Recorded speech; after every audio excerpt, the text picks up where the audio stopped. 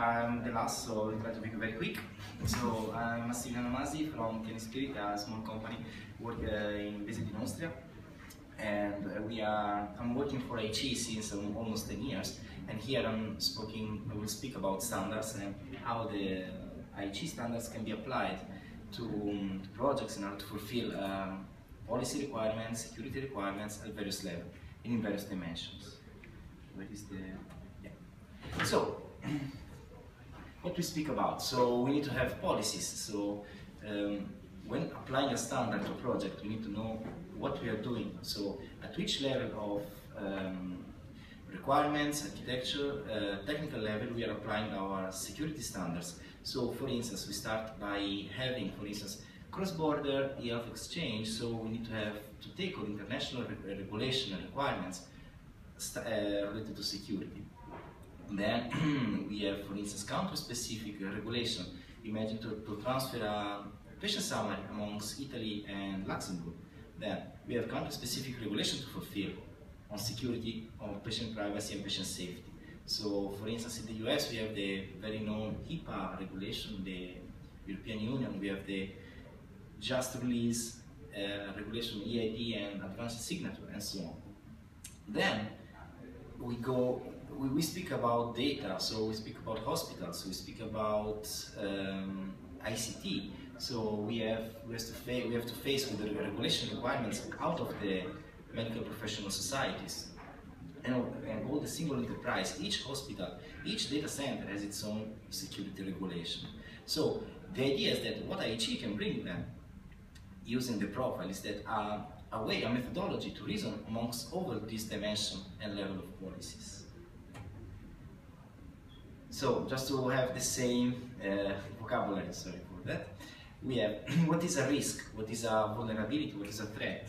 Okay, so imagine we have a building, okay, so and the building have a hole in the roof. That's the vulnerability. Then we have the weather is not good, it's not well, it's going to rain. That's a threat. And the rain is the exploit. So this is very important to know when assessing, when selecting a security standard for private healthcare information, PHI exchange, because we need to do, we cannot simply say, I want to use the last version of the last standard because I like it, I know it's famous, it's secure, but yes, but we need to see what are the threats, what are the risks, and what are the vulnerability of our software policies at various levels that we've seen before. For that, we speak about dimensions. So what really means security in the field of e-health. So we speak about the normal security service like the CIA triad, like confidentiality, integrity, and availability. Yes, but not only. So we need to take care of patient privacy. So the patient must give, for instance, in Europe, in some countries, an informed consent. We need to speak about accountability and so on. Identification of patients, not only identification, non-repudiation, and so on. So what is actually the value added? So, and how can a project, or from various levels, starting from transatlantic document sharing up to department, inter-hospital document sharing, the approach that IHE is giving is almost the same. So we start with a risk evaluation, vulnerability, threat, and risk. Then after that, we know what are the risks. Then we detail what are the security measures that we saw in the slide before. So we know that we need to have informed consent. We know that we need a certain level of availability and so on. And then we apply for a solution.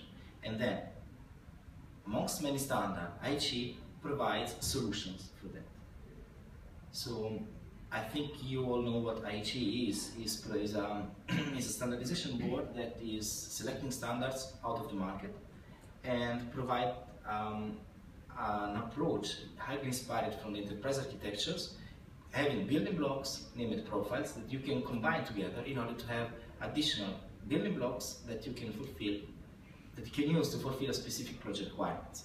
So, and each building block, IHE has a very specific deployment of such a profiles. Every year, a new profile is created, and a profile is based on a specific clinical use case. coming back of the risk assessment as before. So, technologically speaking, at the moment, IHE is an evolving, is a continuous evolving initiative, and at the moment we have tackled the following security dimensions as before. So we speak about patient privacy, non-repudiation, data integrity, secrecy, access control, identification and authentication, and accountability. And an IHE profile per se can solve one of these, one or more of the security measures in the upper part of the table. But the overarching goal of IHE is that to get such a profile and to merge them together, to group them together in order to have additional building blocks and to use such a building blocks to make complex scenarios. I give an example. I know that we all know that we need to have logging and accountability. Yeah, there is a profile named Audit Trails and Audit Authentication in IHE named ACNA, issued in 2004, which tells you how to provide audit trails and accountability for ERP-based document exchange. The standards behind is the DICOM, and yeah, but alone we know that is not sufficient because you cannot have an audit trail without having consistent time. So there is another profile, consistent time, which can be merged together, and then the resulting building block is to have logging and audit trails that can be used somehow for non-repudiation of origin. Okay, and so on. And the profiles, here we speak about authentication at various levels: user authentication, cross-enterprise authentication, cross-country authentication. There is a standard on how to handle the patient consent, so the patient informed consent. So how to provide interoperability, which is the definitive goal of IHE, between two different hospitals running in two different countries on the patient informed consent. How to translate it, how to transcode it. Then how to handle the interoperability within different vendors. So there is not a golden vendor providing an EL software. You have many vendors that are compliant with the IHE specification that can sell the same software. We speak about encryption and digital signature, which is the very high priority at the moment in Europe. And we have RESTful profiles and, of course, access control. So, yeah, having said that, this is a very huge amount of words that I'm telling to you. But how can they use really? Are they really used? Yes, of course. So I'm just coming from the connector, and there are a lot of vendors in the other room. And how they are used, for instance, in Europe. I give you an European example. The European Commission funded a project named EPSOS. I don't know if you know it. The aim of the EPSOS project was exactly to share data amongst countries, and it has been participated by almost all member states. It was a large-scale pilot, so it piloted actually real patient data, and it ended in 2014. Okay, the data exchange was patient summary and prescription. Typical use case: I go to a country and I need healthcare treatment. My patient summary is retrieved from the country in which I'm insured with, translated into the country of treatment. In prescription, I have an electronic prescription. I go to the pharmacy, and in another country of Europe and now in the US, and I actually have the medicine dispenser. That was a big achievement of the project. It has been entirely built on using IHE profiles. And which IHE profiles to use? The one related to the exchange of the PHI, so we need to protect the patient privacy as well. Okay, some more information. EPSOS is over, but it's not a project, and the outcome of EPSOS will be handed over to the European Commission by using other satellite projects like Expand or eSense, where the booth is here, and the Trillium Bridge for connecting the United States. How the authentication of doctors have been made. So why we need authentication of doctors? Because we must know who dispensed the medicine, if the medicine has been correct, who gave me treatment, and where to send the bill to and receive from. So authentication is made through an IHE profile named XUA, Cross-Enterprise Cross-Enterprise User Assertion. There is a typo here. Authorization and traceability using the profile that I mentioned before, ACNA and BPPC. That was for the privacy consent, and the authorization was following the guidelines provided by IHE. So we can say that all the security stack at the different policy level, from campus specific to organization specific, they were built using the IHE profiles. And like almost any new standards, I don't know if this is good or not, that everyone has his own opinion, they are flexible. So IHE is providing profiles, integration profile, with the idea to have flexibility in mind, because you can apply the same profile, as I said, at a continent level, country, region, department, enterprise.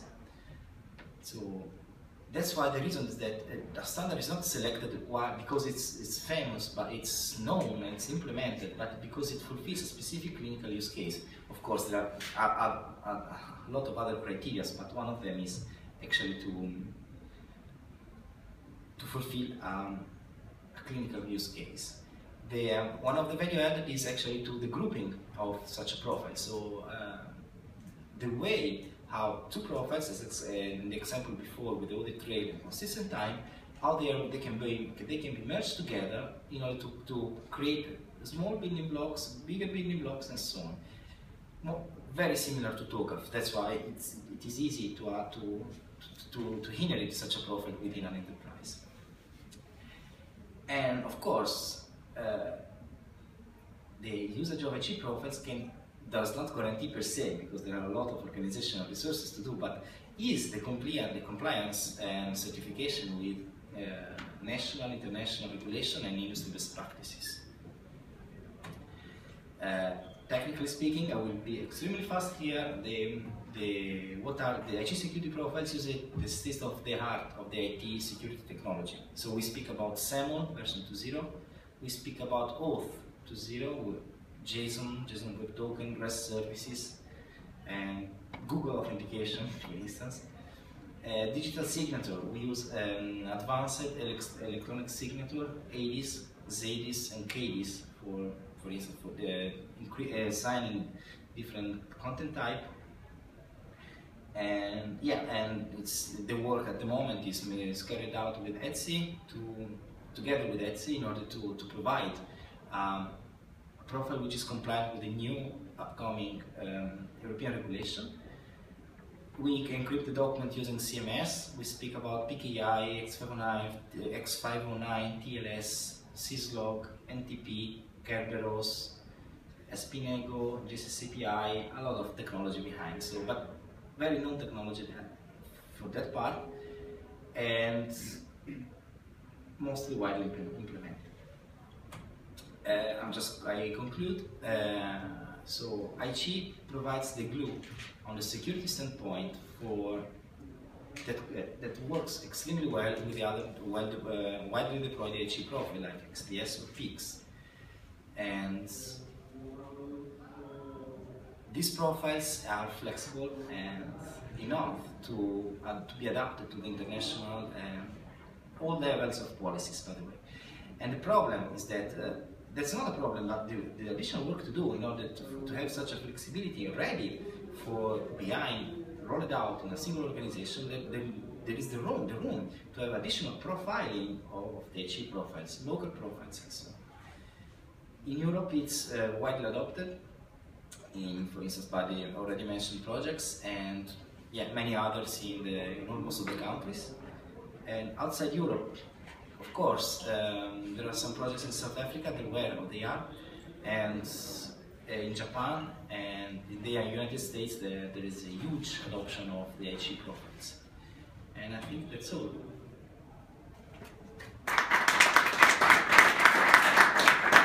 Thank you very much. Any question for last speaker? It's lunchtime. Everybody's tired, it's lunchtime, but well, yeah. Thank you very much for your presentation. Thank you to all the presenters, all the